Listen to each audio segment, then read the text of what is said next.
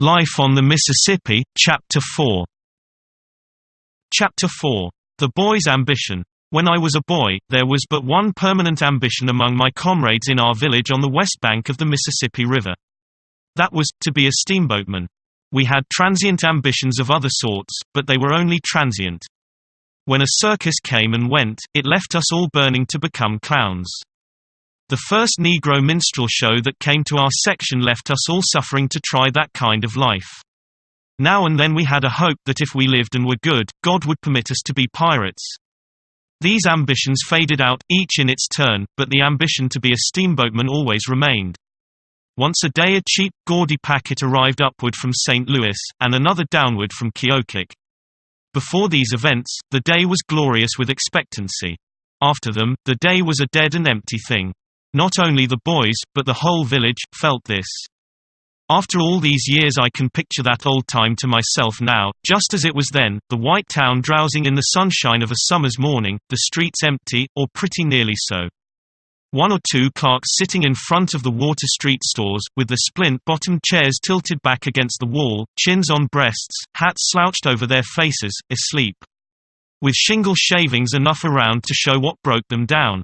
A sow and a litter of pigs loafing along the sidewalk, doing a good business in watermelon rinds and seeds.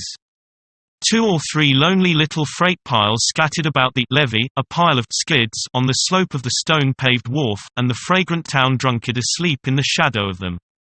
2 or 3 wood flats at the head of the wharf, but nobody to listen to the peaceful lapping of the wavelets against them. The great Mississippi, the majestic, the magnificent Mississippi, rolling its mile-wide tide along, shining in the sun the dense forest away on the other side. The point above the town, and the point below, bounding the river glimpse and turning it into a sort of sea, and withal a very still and brilliant and lonely one. Presently a film of dark smoke appears above one of those remote points, instantly a Negro drayman, famous for his quick eye and prodigious voice, lifts up the cry, "Steam boat a comin'." And the scene changes. The town drunkard stirs, the clerks wake up, a furious clatter of drays follows, every house and store pours out a human contribution, and all in a twinkling the dead town is alive and moving. Drays, carts, men, boys, all go hurrying from many quarters to a common center, the wharf. Assembled there, the people fasten their eyes upon the coming boat as upon a wonder they are seeing for the first time. And the boat is rather a handsome sight, too. She is long and sharp and trim and pretty, she has 2 tall, fancy-topped chimneys, with a gilded device of some kind swung between them. A fanciful pilot house, a glass and gingerbread, perched on top of the Texas deck behind them. The paddle boxes are gorgeous with a picture or with gilded rays above the boat's name. The boiler deck, the hurricane deck, and the Texas deck are fenced and ornamented with clean white railings. There is a flag gallantly flying from the jackstaff. The furnace doors are open and the fires glaring bravely, the upper decks are black with passengers, the captain stands by the big bell, calm, imposing, the envy of all. Great volumes of the blackest smoke are rolling and tumbling out of the chimneys, a husbanded grandeur created with a bit of pitch pine just before arriving at a town. The crew are grouped on the forecastle, the broad stage is run far out over the portbow, and an envied deckhand stands picturesquely on the end of it with a coil of rope in his hand. The pent steam is screaming through the gauge cocks, the captain lifts his hand, a bell rings, the wheels stop. Then they turn back, churning the water to foam, and the steamer is at rest. Then such a scramble as there is to get aboard, and to get ashore, and to take in freight and to discharge freight, all at one and the same time. And such a yelling and cursing as the mates facilitate it all with. 10 minutes later the steamer is underway again, with no flag on the jackstaff and no black smoke issuing from the chimneys. After 10 more minutes the town is dead again, and the town drunkard asleep by the skids once more. My father was a justice of the peace, and I supposed he possessed the power of life and death over all men and could hang anybody that offended him. This was distinction enough for me as a general thing. But the desire to be a steamboatman kept intruding, nevertheless. I first wanted to be a cabin boy, so that I could come out with a white apron on and shake a tablecloth over the side, where all my old comrades could see me. Later I thought I would rather be the deckhand who stood on the end of the stage plank with the coil of rope in his hand, because he was particularly conspicuous. But these were only daydreams. They were too heavenly to be contemplated as real possibilities. By and by one of our boys went away. He was not heard of for a long time. At last he turned up as apprentice engineer or striker on a steamboat. This thing shook the bottom out of all my Sunday school teachings. That boy had been notoriously worldly, and I just the reverse, yet he was exalted to this eminence, and I left in obscurity and misery. There was nothing generous about this fellow in his greatness.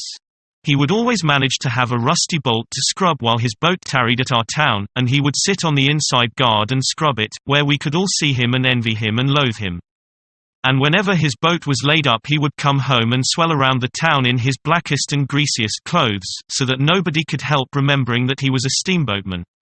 And he used all sorts of steamboat technicalities in his talk, as if he was so used to them that he forgot common people could not understand them. He would speak of the larboard side of a horse in an easy, natural way that would make one wish he was dead. And he was always talking about St. Loy like an old citizen. He would refer casually to occasions when he was coming down 4th Street, or when he was passing by the planter's house, or when there was a fire and he took a turn on the brakes of the old Big Missouri.